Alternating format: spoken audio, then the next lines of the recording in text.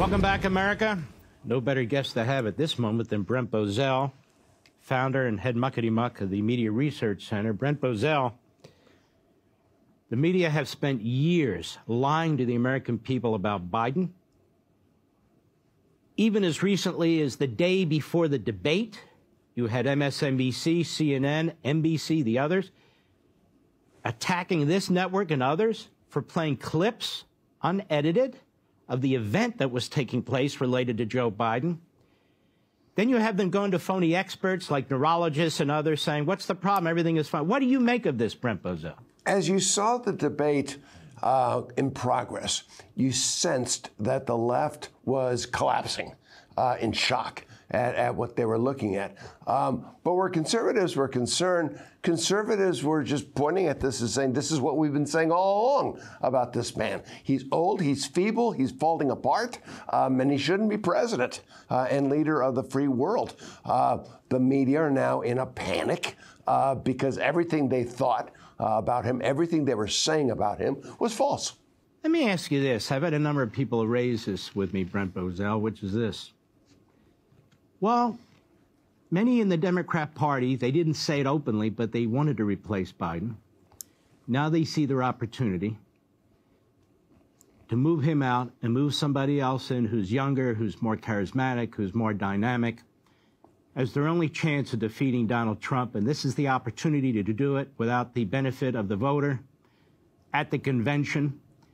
And that's what they're going to try and do. You see Slate is talking about that. Politico's talking about that. A lot of Democrat operatives are talking about it.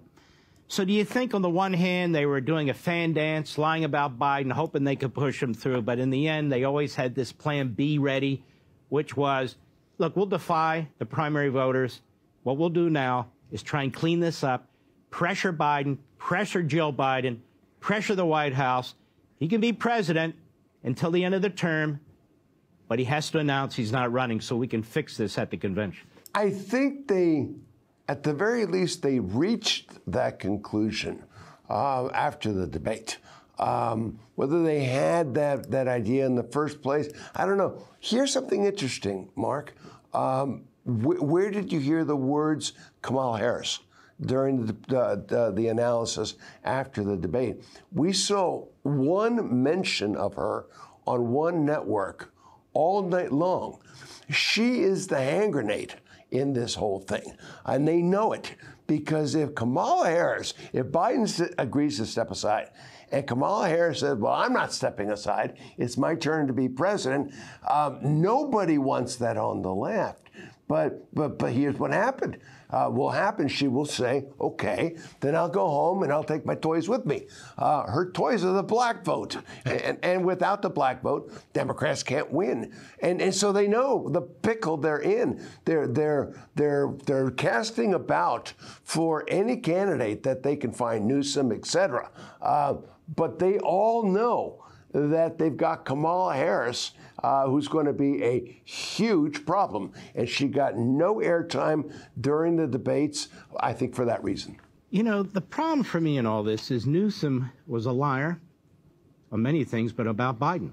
He would go around in his debate with Governor DeSantis. He kept talking about how Biden is as sharp as a tack. And in effect, even up to the debate, same thing. I'm fully behind him. I'm not running. He's as competent as can be. We have Nancy Pelosi, who lied like a rug about Joe Biden. We've had one person after another in the inner circle, in the Democrat Party, in the media, lying about this. So, to me, these people need to be held to account. I don't mean by the government. They need to be held to account. So anybody who is involved in this massive cover-up, it seems to me, number one, they shouldn't be potential presidential candidates. Number two, these media corporations need to clean up their act, and it's going to have to come from the top down.